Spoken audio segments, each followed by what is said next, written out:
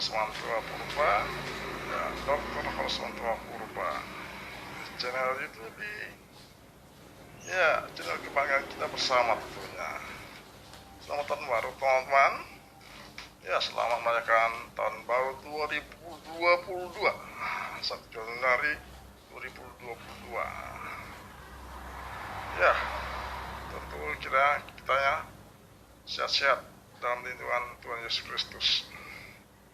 Oh, tentu semua untuk ya agama yang berbeda-beda juga yang masih ingin bersekutu dengan Tuhan yang Maha Esa.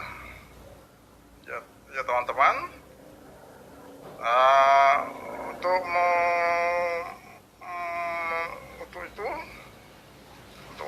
kita harus mengikuti protokol kesehatan sesuai arahan bimbingan Presiden kita Joko Widodo, ya, Presiden Republik Indonesia, memakai masker, menjaga jarak, dan mencuci tangan dengan air dan sabun. Ya, air mengalir. Dan menikmati makanan bergizi untuk stamina tubuh kita. Oh ya, mari kita ikut bareng-bareng acara ini. Acara yang ya berupa nasihat dari senior kita yang bisa dikatakan sudah mengenal hidup. Ya, mari kita saksikan bareng-bareng. Teman-teman, selamat pagi. Ketemu lagi dengan HORASMANTUAPURBA, ya, HORASMANTUAPURBA di channel YouTube. Hari ini kita akan menyaksikan acara yang begitu menarik, tentu bagi kita semua di tahun baru ini. Ya, kita seharusnya wajib bersyukur kepada Tuhan Yesus atas penyertaannya. Ya, kita memasuki tahun 2022 dengan semangat, dengan sehat, jauh dari COVID Corona. Tetapi ya, mari kita tonton bareng-bareng. Ya, tetap sehat, jaga kondisi.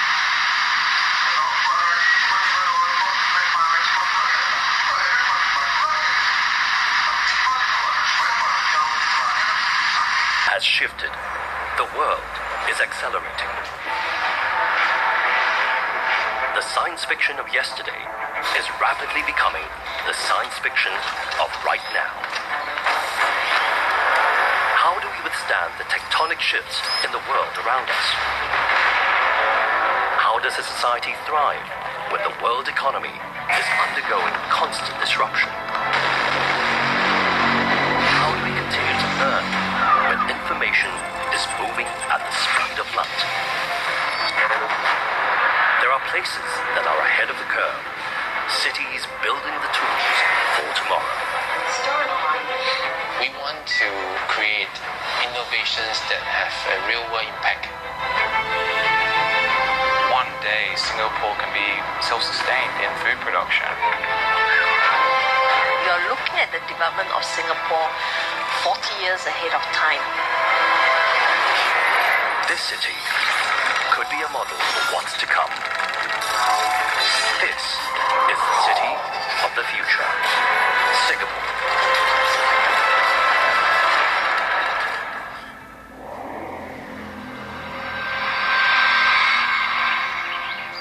The future of the world lies in its urban environments. More than half the world's population live in cities, and that number is growing.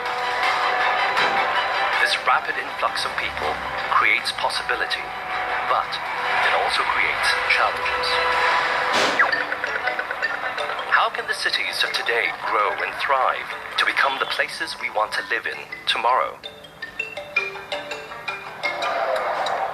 Creating sustainable, manageable human spaces in the world's ever-expanding cities is a challenge facing governments across the globe.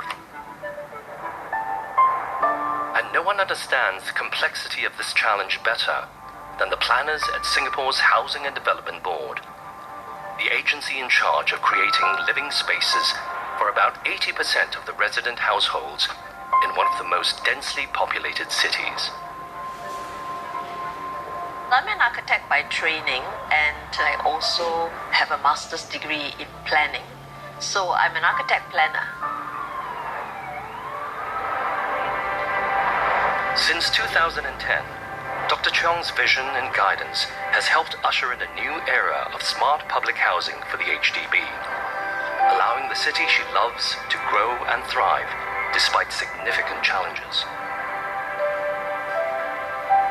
As an island city-state, we're only about half the size of metropolitan London.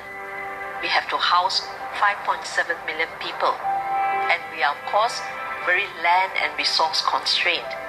So that is the big challenge. But having said that, over the years, we have managed to develop Singapore in a pretty sustainable way, and we are one of the most livable cities in Asia. When Dr. Cheong was a little girl, Singapore was a vastly different city. It had a third of today's population, less than 1% of the current GDP, and little to no infrastructure.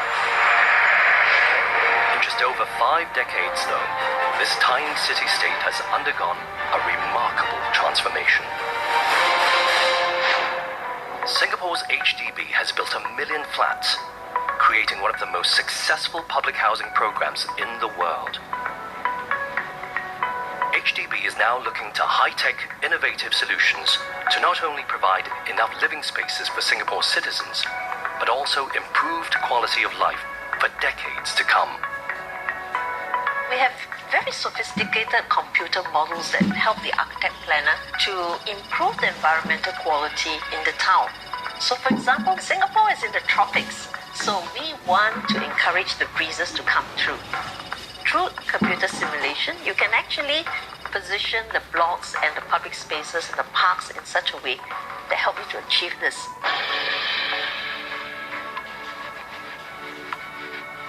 Singapore does very long-term comprehensive planning, and that is very important. You are looking at the development of Singapore 40 years ahead of time. And this is important because it ensures that we have sufficient land safeguarded to meet all our development needs. Singapore is planning decades ahead. In such a land-scarce nation, the question is often not what to build, but where to build.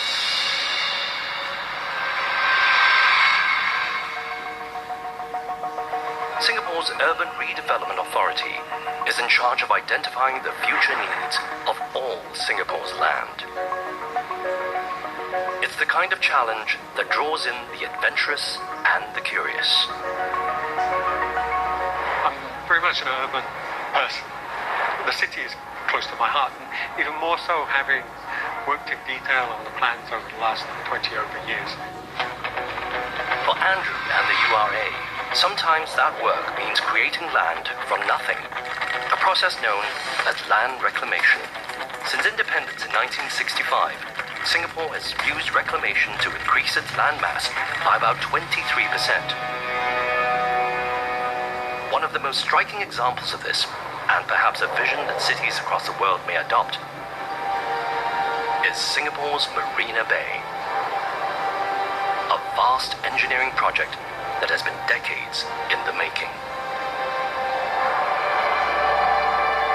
When I first started work with URA, Marina Bay was just a vacant tract of land. WIB, promo di Tokopedia, Sian tanggal 251, ujung ni bulan Manu, pemanang AHP, sonang kian cashback na Manu, pun 10.000, bebas ongkir 1 jabu, selalu ada, selalu bisa, di Tokopedia.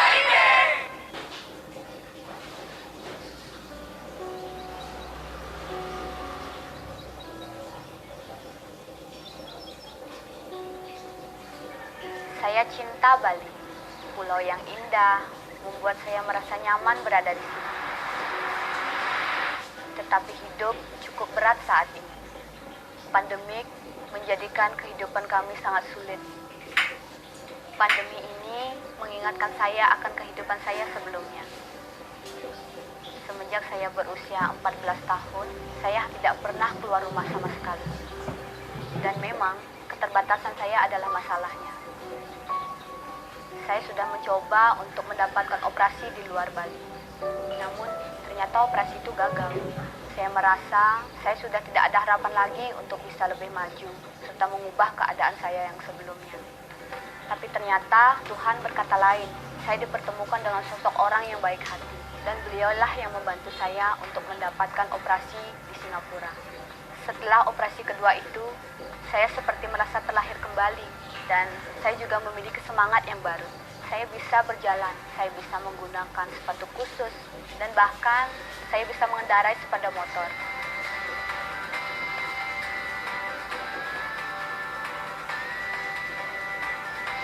Dan pada akhirnya, saya bisa mandiri, saya merasa jauh lebih percaya diri.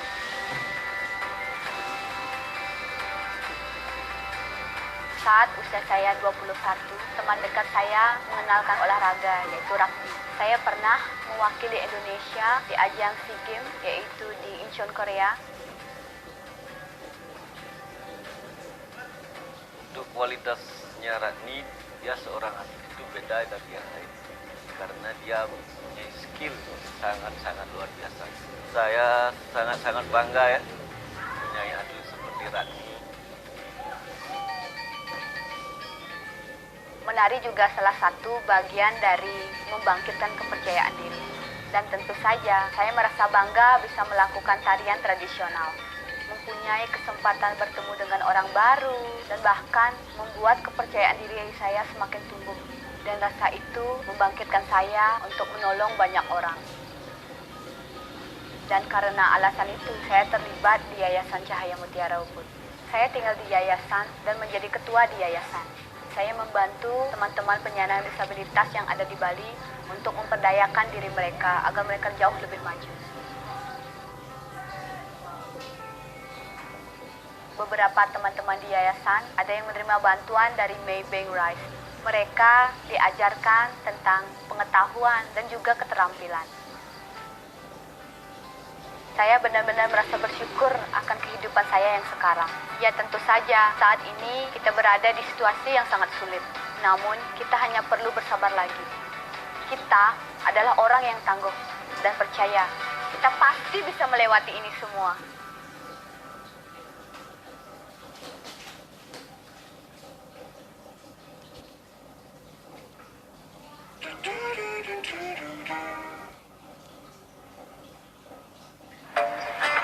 It was only maybe 10 to 15 years ago that we actively started development of the area. Andrew was part of the team that drew up the plan for Marina Bay and translated it into reality. Its development dramatically increased the footprint of Singapore, but it was designed with the needs of its citizens in mind. The traditional central business district just comprises of office space, then is only used 9 to 5 days a week. So as we've planned Marina Bay, we've also looked to bring in complementary uses. So the idea is you create a mixed-use precinct that the activities carry on 24/7, 7 days a week. To make the round-the-clock Marina Bay model work, the URA needed infrastructure. In land-scarce Singapore, that meant going underground, using precision-designed layers of essential services, including water and electrical tunnels, pedestrian and commercial spaces, transportation infrastructure like highways and subways, and even telecommunication superhighways. These hidden underground systems have been designed to meet the needs of Singapore for the next 50 years. But some in Singapore are looking beyond that, already imagining the cities of the far future. I actually think that the future of Singapore is not just about increasing the density around transportation nodes of activity. I actually think it's about exploring air rights as well.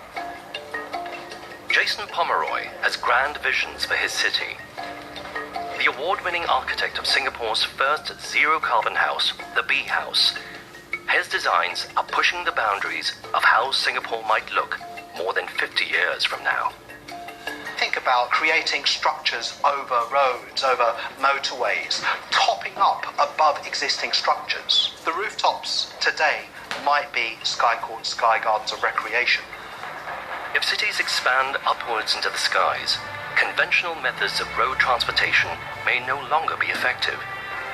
Perhaps the future of urban transportation will play a major part in shaping the way we live.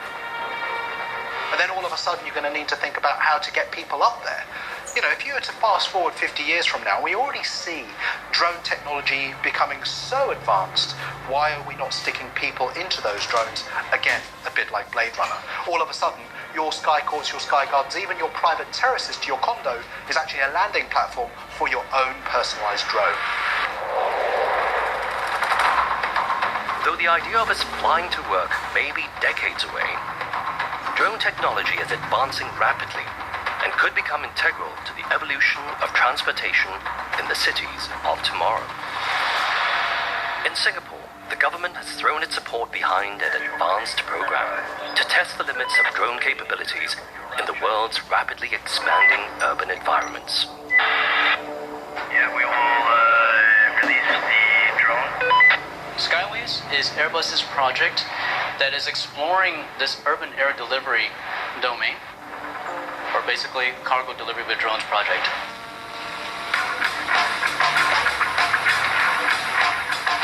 The drone that we're using is actually fully customized or fully designed by our team here in Singapore.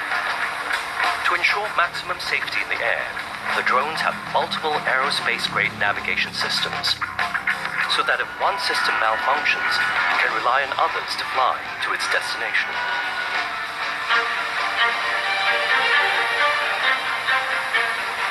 The packages that we can deliver by design today is up to 4 kilograms. What we understand is that 4 kilograms would cover perhaps about 80-85% of all the packages that or parcel deliveries that are done today. Once the package has been delivered to its slot, the mailbox automatically sends a personalized code to the customer, so they can pick up the package 24/7. And just like that, parcel comes back. In Airbus, one of our visions is what we call urban air mobility. So flying taxis, for example. Skyways is about enabling this technology. It's about looking and moving towards a future where we have then a flying transportation means in an urban setting.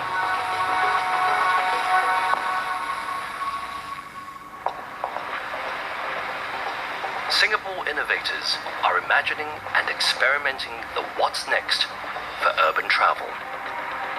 Drone technology may be the next revolution liberating commuters from their two-dimensional travel. But the challenges facing all of our cities may be more elemental than where we will build and how to get around.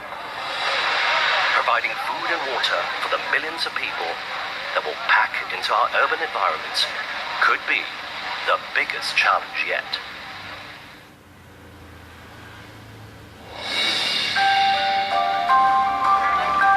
As urban populations rise, the world will face unprecedented challenges. How to house, transport, and most importantly, feed its people. In the future, as rural populations decrease, ensuring food stability will be key. In land-scarce Singapore, it's a challenge that is already being confronted. Right now, 93% of produce is imported into Singapore, and that's because there just simply isn't enough land to do farming practices. Benjamin Swan came to Singapore as an engineer on the Marina Bay Sands project.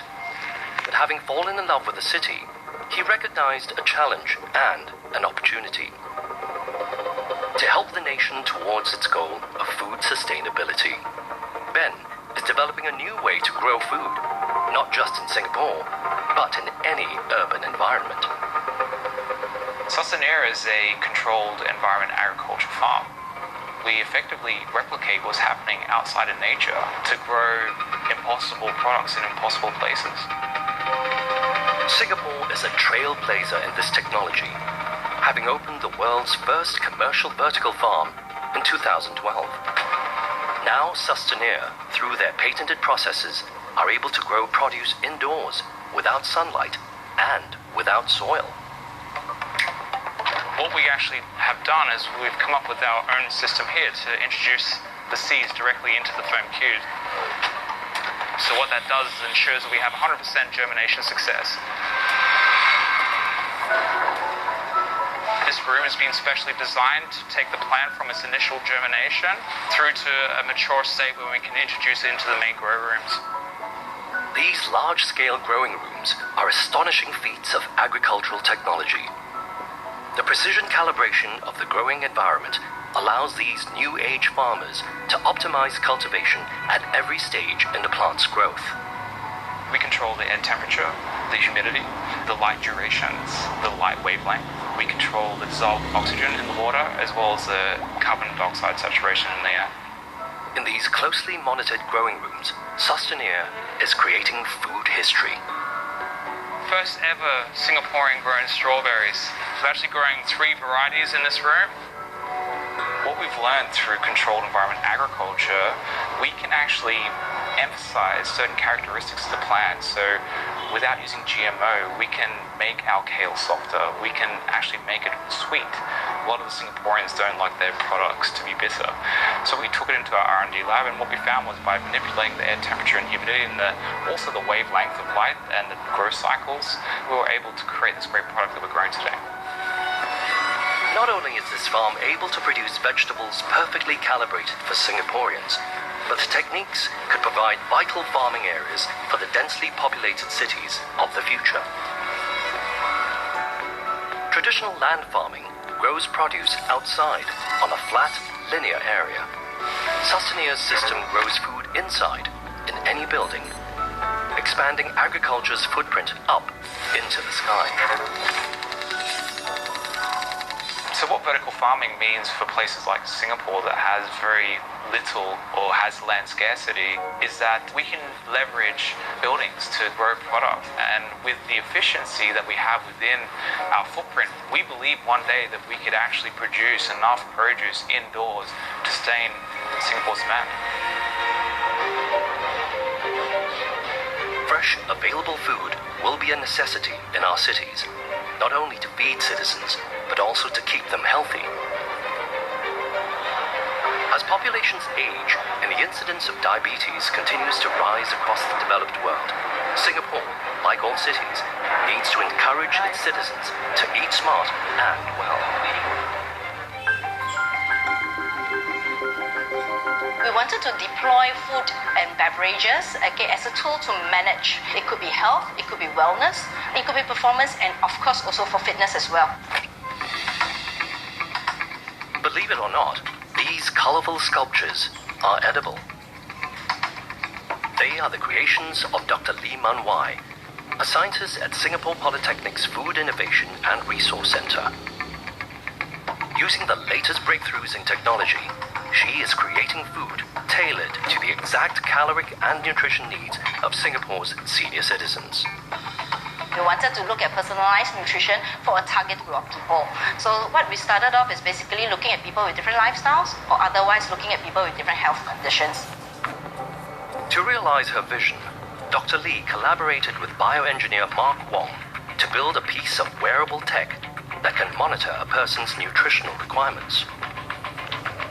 What we have developed here at Singapore Polytechnic is what we call the InterSense system. It's in a form factor of a watch. The app, it's pulling data from the wearable. So this data can then be fed to algorithms to compute specialized individual nutrients that are customized for the individual. So a 3D printer could then use this data and print out the appropriate nutrient values suitable for that individual. Dr. Lee's system is one of the first of its kind in Singapore, and perhaps the world, to pair wearable tech with 3D printing to create food with personalized nutritional values. This particular printer actually has a beautiful way of allowing us to customize nutrition. So there should be probably a chicken rice that is actually high in calcium, some that is actually good for potassium, and different types of vitamins and minerals that is a custom. While still an experimental prototype, the potential is staggering. This jelly packs a punch with the necessary nutrients for optimizing health and even preventing diseases. With greater data sets of data from each individual. We can now create a whole library or database and identify trends by using machine learning or using AI. So that is extremely powerful in the near future to be able to predict potential health issues and mitigate those health issues in population centers before events occur. Through imaginative planning and technological innovation, Singapore is finding new ways to house and feed its growing population. But perhaps one of the biggest challenges facing any global city will be ensuring a constant, safe supply of that most precious of resources, water. Singapore currently uses 2 billion litres of water a day. The most efficient source of fresh water is rain. And to capitalize on this resource, the nation is crisscrossed with an extensive network of rivers and canals that channel every last precious drop of rain into 17 storage reservoirs.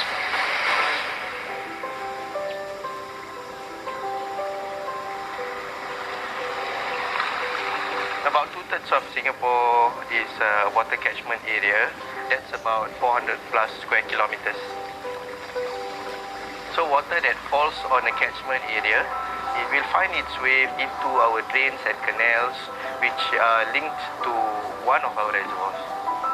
Singapore's catchment system is extensive and efficient. But to collect rainwater, you need land, and lots of it. Singapore is a small island, so we are limited in terms of the catchment area that we have. And also now with the changing weather patterns, the water coming from rain, it's a bit unpredictable. So we've moved on to more weather resilient water sources like desalination. As the world warms, every city will need to find fresh solutions to provide their citizens with clean water.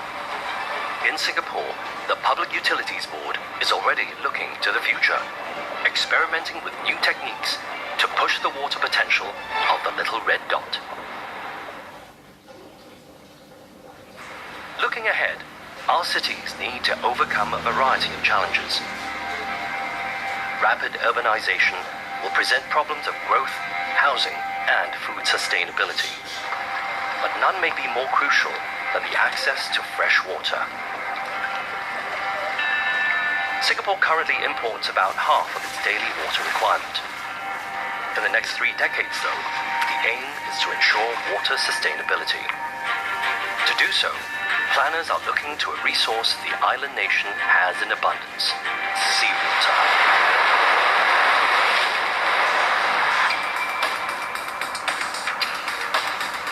I always call this a new toy. Really, it's kind of a toy for us, but seriously, it's a plant that's designed with robustness, reliability. It's fully automated. Hugh Kit-san oversaw the construction of a brand new state-of-the-art water facility, the Tuas Desalination Plant.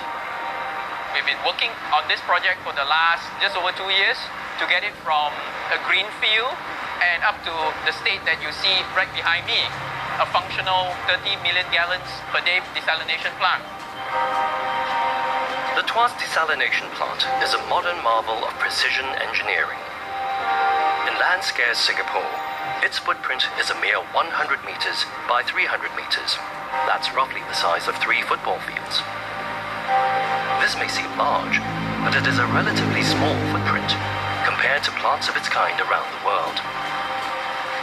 When we did the design and the construction, it was quite a challenge that you got to make sure that they are all stacked and arranged in like a Lego manner, that it all fits nicely into a puzzle and it forms the plant what you see today.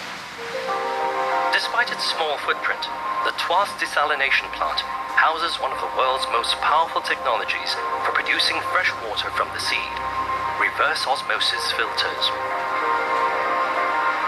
That's actually the heart of the plant, where the salt in the seawater gets separated or removed from the water. The white tubes in there is the reverse osmosis membrane, where filtered water will be pushed through the membrane. This high-tech process is a key part of preparing Singapore for the future. But conventional water desalination is energy intensive. The electricity you would need to desalinate enough water for just 1 day of Singapore's needs could power a Singaporean household for 1,000 years. To save energy and reduce the cost of water desalination, the PUB is now investing in new research. Evoqua is a company working on the desalination process of tomorrow. We are demonstrating our next ED technology for seawater desalination. Electrodialysis uses electricity to remove salt from seawater.